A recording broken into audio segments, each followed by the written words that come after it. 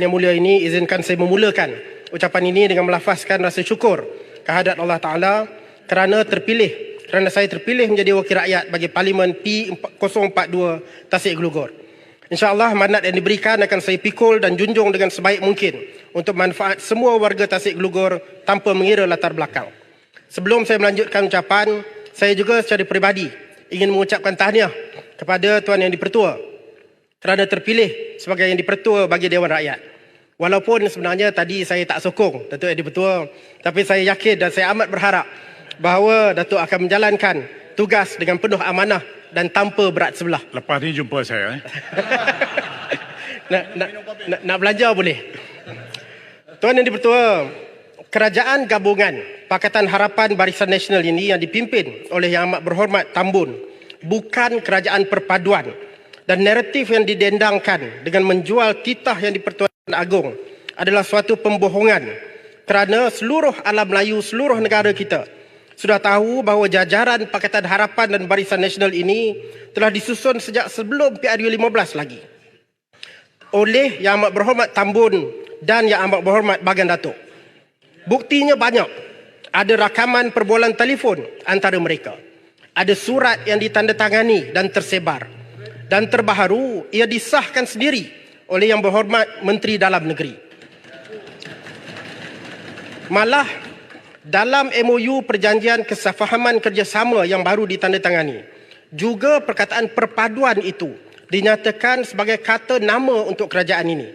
Lantas ia membuktikan bahawa ini adalah nama sahaja. Ia bukan konsep kerajaan perpaduan seperti yang biasa difahami oleh pengamal sains politik.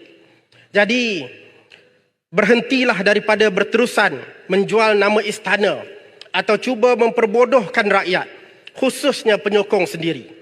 Yang Amat Berhormat Tambun dan Yang Amat Berhormat Bagan Datuk sepatutnya perlu ada keberanian untuk menyebut kebenaran, iaitu ini adalah kerajaan yang dipimpin oleh Pakatan Harapan dan Barisan Nasional.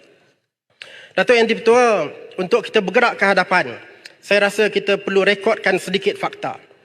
Kita tahu tiada mana-mana parti yang memperolehi lebih daripada 50% ataupun majoriti mudah daripada kerusi-kerusi yang dipertandingkan. Parti-parti yang memperolehi bilangan kerusi adalah seperti berikut. Pakatan Harapan 82 kerusi.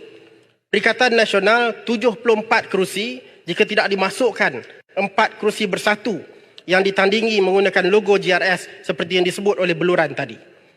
Barisan Nasional 30 kerusi. Gabungan Parti Sarawak 23 kerusi. Gabungan Rakyat Sabah 6 kerusi. Warisan 3 kerusi. Parti Kesejahteraan Demokratik Masyarakat KDM 1 kerusi. Parti Bangsa Malaysia 1 kerusi. Dan Ahli Bebas 2 kerusi. Oleh itu, tiada mana-mana pihak yang boleh dikatakan pemenang dalam PRU ke-15. Tiada sebarang parti atau pakatan parti yang mempunyai jumlah ahli atau kerusi parlimen yang mencukupi untuk menubuhkan kerajaan pada masa itu. Untuk melantik Perdana Menteri ke-10, Yang di-Pertua Dewan Rakyat pada masa itu telah meminta agar setiap ahli Dewan Rakyat mengemukakan surat akuan berkanun mereka. Calon Perdana Menteri ke-10 yang mendapat kepercayaan majoriti perlu mengemukakan surat akuan berkanun dan melampirkan surat dan dokumen yang berkaitan.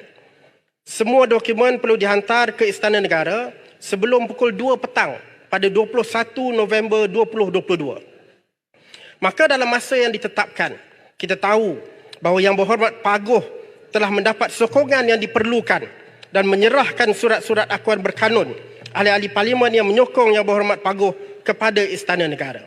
Selain daripada kami, daripada Perikatan Nasional, sokongan ini terdiri daripada 22 ahli Dewan Rakyat GPS, 6 ahli Dewan Rakyat GRS, 1 ahli Dewan Rakyat KDM, 10 ahli Dewan Rakyat Barisan Nasional yang terpilih sahaja, 2 ahli Dewan Rakyat Bebas.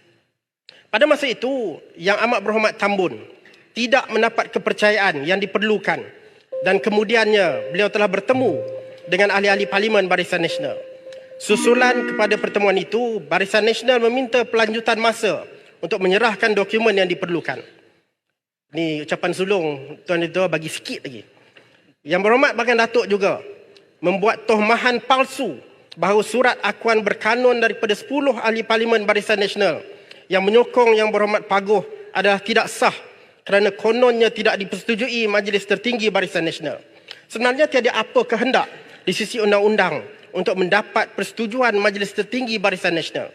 Malahan, saya mendengar bahawa sebenarnya yang tidak mendapat apa-apa mandat daripada Dewan Tertinggi Barisan Nasional ialah Yang Berhormat Baginda Datuk itu sendiri. Tuan Yang di-Pertua, saya nak mengambil peluang ini untuk berpesan kepada sahabat-sahabat saya, khususnya ahli-ahli parlimen yang berada di sebelah sana.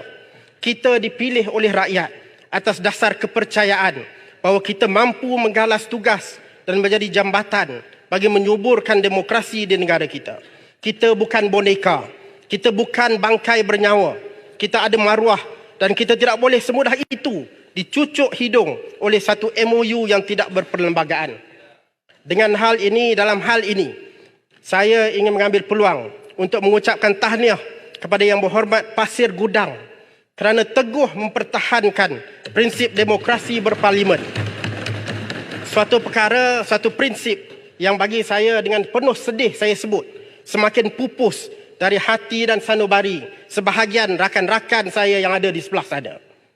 Tuan Yang di-Pertua, sebagai pemimpin generasi baru yang masih tebal dengan semangat idealisme kenegaraan, yang menjunjung tinggi soal prinsip kenegaraan dan perjuangan, soal integriti dan soal tadbir urus negara yang baik.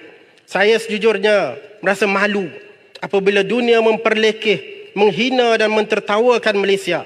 Sebaik saja Yang Amat Berhormat Tambun membentuk kabinet. Media-media antarabangsa, The Washington Post, Nikkei Asia, BBC News, AP News mengecam dan memperlekehkan kita. Apa maksud semua ini?